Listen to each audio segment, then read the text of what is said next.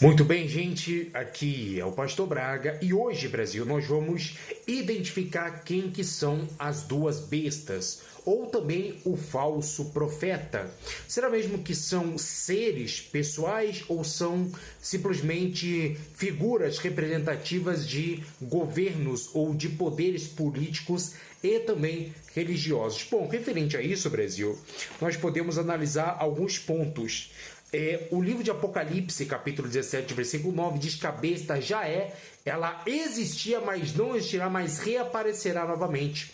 Ou seja, como ela já existia no tempo de João, praticamente nós temos alguns problemas com isso. Então, não pode ser um ser pessoal. Por quê? Porque se ela já existia no tempo de João, e a besta é uma pessoa, então ela teria o quê? Mais de 2.000 anos de idade? Isso aí não teria nem lógica, teria que internar uma pessoa que acredita que a besta é simplesmente o anticristo. Apesar disso, Brasil, nós temos um texto, Daniel capítulo 7, versículo 17, que vai dizer o seguinte: essas feras enormes, em número de 4, são 4 reis que se levantarão da terra. Os que receberam o reino são os santos do Altíssimo, e eles conservarão o reino para sempre. Na verdade, esses 4 reis são, na verdade, 4 reinos, são 4 nações. E se nós analisarmos as 4 nações que existiam ali, primeiro Egito, depois nós temos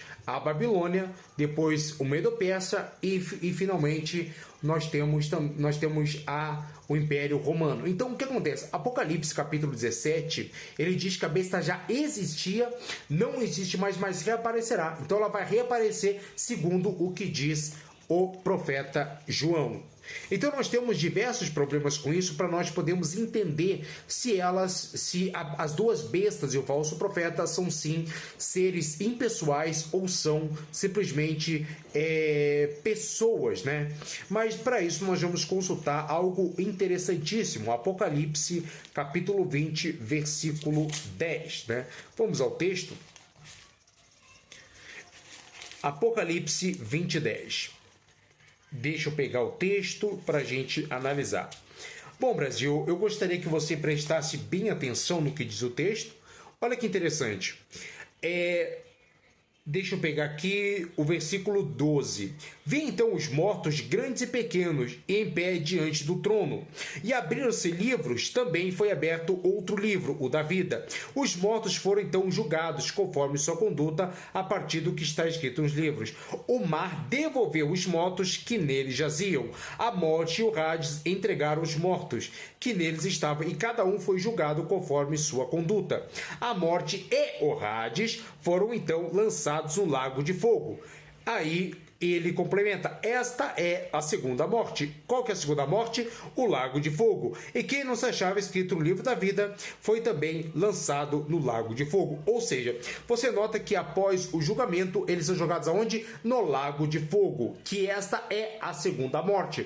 Nós temos uma preposição que nos traz nuances e nos traz limitações textuais, como é o caso da preposição estin. Quando ela aparece na Bíblia, significa algo simbólico. Ou seja, o lago de fogo não é um local onde você vai ser praticamente torturado ou simplesmente massacrado ou simplesmente que vai viver eternidade queimando. Não, na verdade é a segunda morte.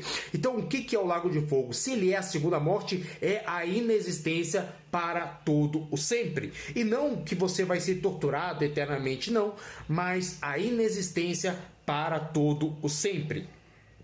Então o texto é interessante que para muitos imortalistas, quando eles defendem, é interessante que o texto diz que o mar devolveu os seus mortos que nele jaziam. E é interessante que a morte e o Hades também entregaram os seus mortos. E aí o que acontece? Quando eles entregam esses mortos, eles são o quê? Jogados no lago de fogo. É isso que é mais interessante, o que nos deixa mais perplexos, né? Mas praticamente seria exatamente isso. E se nós analisarmos o texto de Apocalipse 18, ele diz que a Babilônia ela será praticamente esquecida, será destruída, né? Será atado moinho, né? Então nós notamos que para os imortalistas que defendem com total base a questão do do sofrimento eterno, nós temos alguns problemas. Ele diz que o Hades seria uma prisão onde as pessoas estão presas neste momento. Porém,